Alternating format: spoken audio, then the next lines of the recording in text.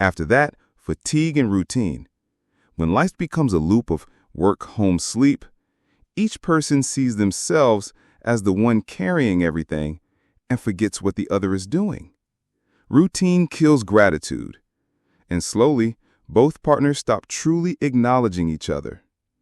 Also, lack of deep communication. Yes, couples talk, but not deeply. They talk about the kids, the fridge, the bills, but not about how I feel, what I need, what I'm missing. And when we don't speak on an emotional level, we keep loving in a vacuum. Finally, emotional consequences. This misunderstanding creates a painful loop. She gives, but doesn't feel loved. He gives, but doesn't feel respected. Elise ends up feeling alone, neglected, invisible. Thomas ends up feeling judged, criticized, and reduced to just a provider. Even if they love each other, they end up damaging each other without meaning to. Mark, in your opinion, what does it mean for a woman to feel loved? And what does it mean for a man to feel loved? Because it feels like we're right here, at the very heart of the difference. Yes, Susan. This is it. This is where everything begins. For a woman, feeling loved isn't just about someone being physically present. It's about feeling safe, protected, chosen. It's about being looked at with gentleness. It's hearing words of love, feeling tenderness, being touched physically, emotionally, symbolically. It's that morning glance, that hand placed on her for no reason, that "I'm here for you" that expects nothing in return. A woman can carry a whole household, organize, manage, handle everything. But if she stops feeling love, she starts to empty from the inside out. She can have a husband, children, stability, and still feel utterly alone if she no longer feels seen or desired. And a woman? A woman can pretend she's fine. She can carry it all on the outside. But if she no longer feels loved, seen, desired, then she collapses inside, alone, quietly. Now, for a man, it's different.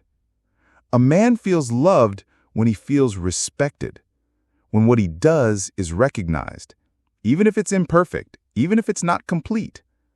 What he needs isn't necessarily to hear, "I love you" every day, but to hear, "Thank you. You're doing your best. I believe in you."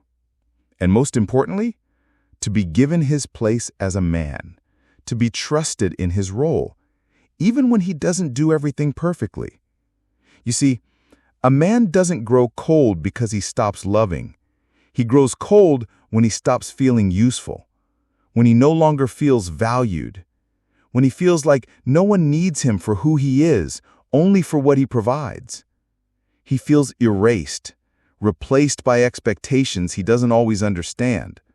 And then he shuts down, not from lack of love, but as a form of protection. Mark, if this misunderstanding keeps going on between them, if each one stays silent, stuck in their frustration, what could be the real consequences? Not just on their relationship, but on their individual lives.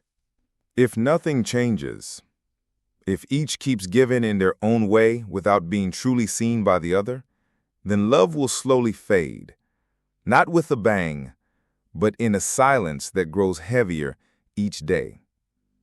Elise will keep feeling invisible. She'll eventually stop hoping.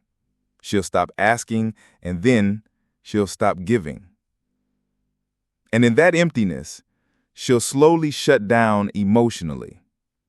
Thomas, on his side, will withdraw even more. He'll do his duties, pay the bills, be physically present, but his heart will be absent. He'll become silent, distant, maybe even harsh, not out of cruelty, but from emotional exhaustion. And the saddest part is, they'll start to believe they no longer love each other. when in reality, they've simply stopped feeling loved. It's like two hands still wanting to hold each other, but unable to find their grip, because they no longer speak the same language. And in the end, it's not the lack of love that kills a relationship. It's the lack of recognition, understanding, and the silence between two tired hearts. Elise, like many women, will eventually shut down emotionally. She won't wait for love anymore. She'll live without it. And after so long feeling alone, misunderstood, unseen, she'll start looking elsewhere for what she no longer feels at home. A glance, a listening ear, a sense of protection, a presence. Maybe she'll never physically cheat on her husband, but her heart will drift away. She'll throw herself into work, into responsibilities, and there will be no more time, no more space for the relationship. She will become strong, yes, but also cold, sometimes even harsh without meaning to, because a woman who no longer feels loved becomes a woman who no longer knows how to love. And a woman may keep holding everything together on the outside, but quietly fall apart inside when she no longer feels loved, seen, or chosen. And Thomas will lock himself deeper into his solitude as a man.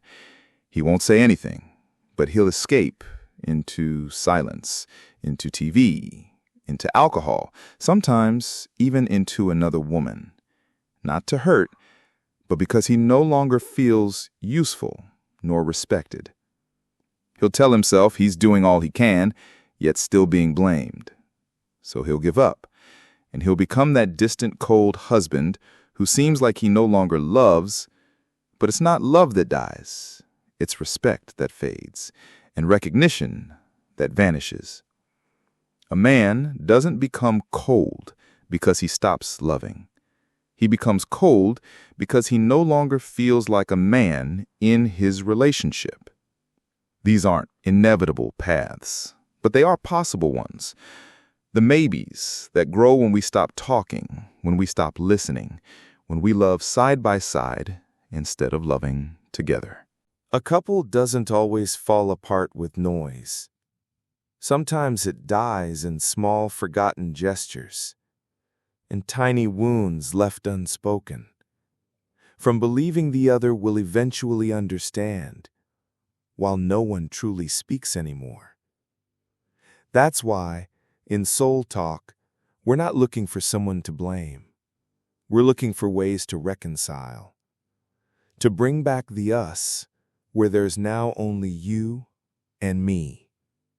Because loving isn't just about giving what we can. It's about learning what the other truly needs. So, Mark, my last question for this part 1 is, do you believe there's another path? A path of reconciliation, maybe? Yes, Susan. There is always another path. Sometimes it only takes one person to change, whether it's the woman or the man. When one chooses to see differently, to speak differently, they can already shift the entire atmosphere of the relationship. But the most powerful path, the hardest, yet also the most beautiful, is when both choose to change together. Not to become the same, but to meet halfway. When a man and a woman choose together to unlearn what separates them and relearn what unites them. That's what we'll be exploring in the next episodes of SoulTalk. And there it is. Our very first episode of SoulTalk is gently coming to a close. This episode, titled Why Love Isn't Enough, Part 1. Love doesn't mean the same for him and for her, and that's where we get it wrong. Opened a door into the emotional misunderstandings that quietly grow between two hearts. If what you heard resonated with you, touched you, please feel free to leave us a comment. And if you have questions or ideas for topics you'd like us to explore here in this podcast about love, its wounds, and the paths back to it, write to us. That's what we're here for. A huge thank you to you, Mark, for your presence, your wisdom, and the deep insight you bring to the matters of the heart. Thank you, Susan. And thank you to everyone listening, wherever you are. I'll see you very soon for another episode of Soul Talk, podcast of love and solitude. Take care of yourselves, and above all, take care of your connection. See you soon. Goodbye, Susan. Goodbye, everyone.